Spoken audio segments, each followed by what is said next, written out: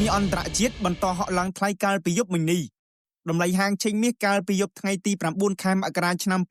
2026បានហក់ឡើងថ្លៃមកឈរនៅតម្លៃ$5,446ក្នុងមួយដំឡឹងឬគិតជាខ្នាតអន្តរជាតិស្មើនឹង$4,517ក្នុងមួយអោន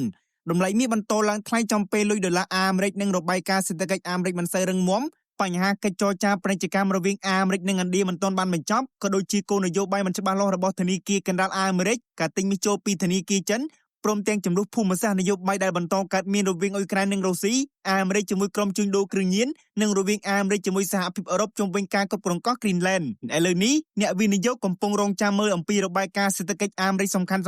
ដើម្បីដឹងពីសុខភាពសេដ្ឋកិច្ចអាមេរិកនិងគោលនយោបាយរបស់ធនាគារកណ្ដាលអាមេរិកស្របពេលដែលមានការជំរុញឲ្យមានការទម្លាក់អត្រាការប្រាក់បន្ថែមទៀតខណៈនៅព្រឹកបិទផ្សារថ្ងៃសៅរ៍ទី10ខែមករានេះមាសអន្តរជាតិមានតម្លៃ$5,438ក្នុងមួយដំឡឹងឬស្មើនឹង$4,510ក្នុងមួយអោនលោកអ្នកអាចតាមដានតម្លៃហាងឆេងមាសអន្តរជាតិប្រចាំថ្ងៃនិងព័ត៌មានសេដ្ឋកិច្ចសំខាន់ៗជុំវិញពិភពលោកនៅលើ Facebook Page និង Channel Telegram របស់ Mastercard Academy